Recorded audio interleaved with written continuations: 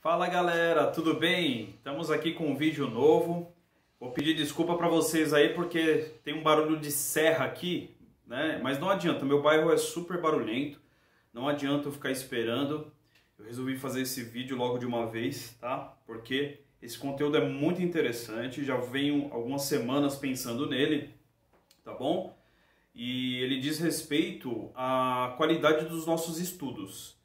As pessoas estão muito ainda acostumadas, atreladas à esperança de que ela vai ter um professor super ultra mágico, super ultra poderoso, né, que vai ensiná-las,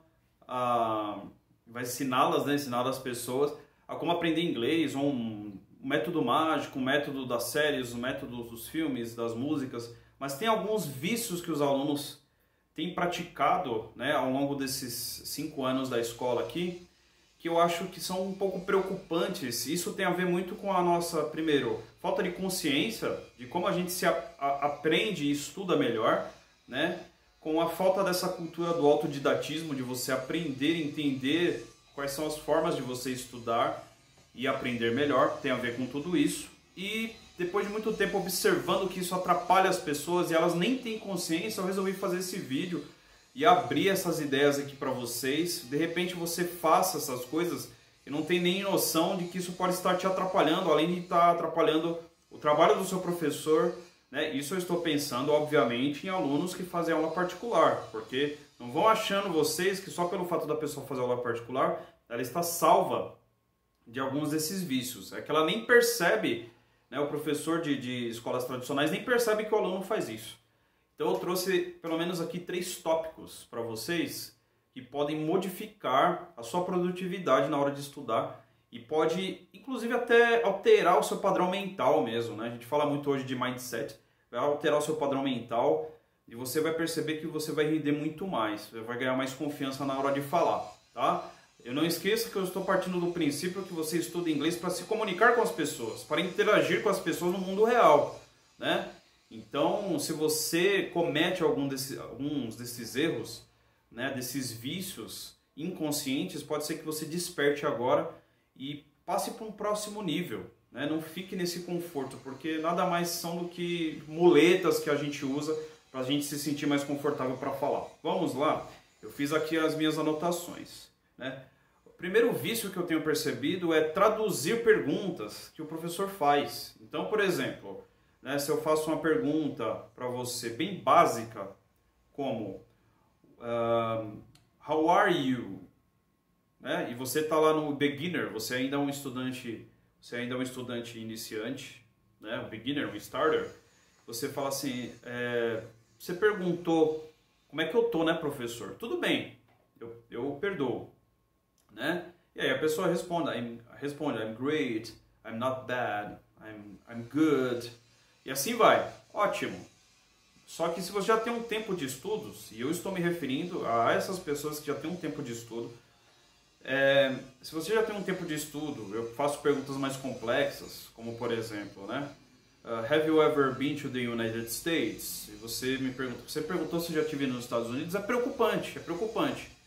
Eu já tive casos aqui de alunos que traduziam todas as perguntas que eu fazia, e acertava todas as traduções, ela sabia todas, então por que ela insistia em perguntar ainda? Então a pessoa não tinha consciência, eu acabei conscientizando a pessoa e disse, não traduza da próxima vez. Se você tiver o ímpeto de traduzir, guarde para você a tradução na sua mente, mas responda, porque você já tem noção que você sabe todas as traduções.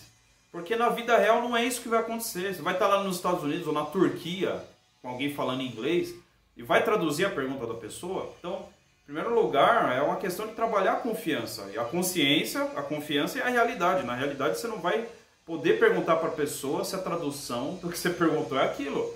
O que ela te perguntou é aquilo, não é? Então, se você comete esse vício, se você tem esse vício, pare. Principalmente se você percebe que você sempre acerta as perguntas que te fazem. Tá bom? Pare com isso. E é claro, pergunte para o seu professor, professor, eu estou fazendo algum vício, tem algum vício que eu tenho, que você gostaria que eu mudasse, que eu posso mudar, que eu posso melhorar? Que isso não diz respeito necessariamente ao inglês ou a qualquer outro idioma, diz respeito a você, a sua consciência. A sua autoconfiança, a sua autoestima intelectual também, por que não? Ou a sua memória, tá bom? Então não tem porquê, se a pessoa traduz a pergunta, ela sabe, ela tem que responder. Eu sempre digo para o aluno, eu prefiro que você responda errado e eu te corrija, a gente viva uma interação real em inglês, do que você fique perguntando o que eu, traduzindo o que eu estou te perguntando, e aí a conversa não rende, fica algo extremamente mecânico, estranho, não natural, porque a vida real não é isso que vai acontecer. Então, prefira errar, prefira responder mais ou menos e ser corrigido e sentir a noção do que é ser corrigido em inglês ou viver uma interação real do que traduzir a pergunta que as pessoas fazem, tá bom? Então, ficou claro?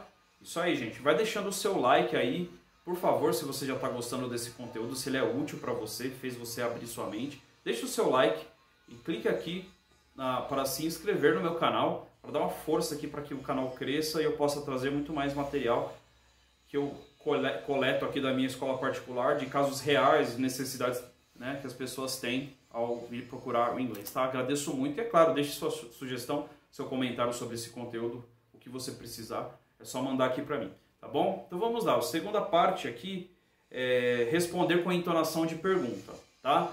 É outro fato que incomoda bastante quem está interagindo com você. Então se eu te pergunto, por exemplo, how old are you?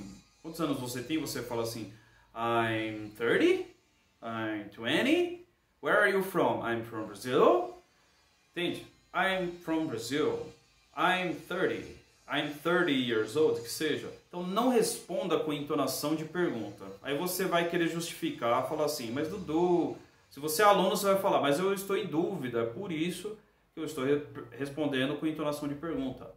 O professor vai falar, mas você tem que ter paciência com os alunos. A questão não é falta de paciência, é conscientização. Existem alunos que fazem isso muitas vezes, todo momento, toda hora. É uma questão também de costume, de vício, que pode ser consertado. A questão é ter a consciência que isso não é legal, porque na vida real não é isso que vai acontecer. Se a pessoa perguntar algo para você, você tem que responder com certeza, com firmeza. Você está estudando para isso. E eu, novamente, eu não estou falando sobre alunos básicos, eu estou falando sobre alunos que já têm conhecimento. Então você precisa ficar ligado nisso. Não responda com entonação de pergunta. Mas Dudu, e se eu errar? Veja, então vamos pensar friamente. Se você responde com entonação de pergunta, demonstra que você está inseguro. Se você responde com a entonação correta, mas você errou alguma palavra, o professor vai interagir com você em inglês para que você corrija aquilo e possa consertar e da próxima vez não tenha mais insegurança com relação àquele conteúdo, né? Então veja bem como vale a pena muito mais você errar. Vale muito mais você responder com algum errinho do que responder com voz de pergunta, beleza? Então conscientização, lembre-se disso. E a última, que eu acho também um pecado, é você fazer o seu workbook, né? Fazer a sua tarefa no seu livro de exercícios e responder, na hora que estiver estudando em casa, responder só escrito, de forma escrita. É necessário oralizar a sua resposta, né? Se tiver lá um blank, uma lacuna que você tem que preencher, eu ainda prefiro que você primeiro responda em voz alta e depois escreva. Se não for o seu caso ainda, se você ainda não conseguiu... ainda está muito incipiente o seu estudo, tudo bem, vai lá, escreva, né, preencha a lacuna e depois leia aquilo em voz alta para você escutar. Eu ainda prefiro que você fale primeiro, responda o exercício sempre em voz alta.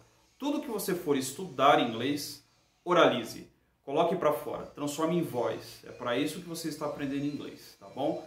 Eu acho que isso é uma dica de estudos muito bacana, pode te ajudar. Então, em resumo, nunca traduza a pergunta do seu interlocutor, responda de uma vez. Nunca responda com voz de pergunta, responda com segurança. Mesmo que desses dois casos você erre, você pode interagir em inglês, o professor, quem estiver falando com você, vai interagir e vocês vão viver uma situação muito mais produtiva em inglês, né? E é claro, tudo que você for estudar em inglês, em termos de exercícios gramaticais principalmente, transforme em voz, oralize. Espero que vocês tenham gostado. Peço mais uma vez a ajuda de vocês clicando para se inscrever no canal, contribuir com o seu comentário e dar o seu like. Obrigado, vejo vocês na próxima e espero a sua sugestão de vídeo. Bye bye, my friends!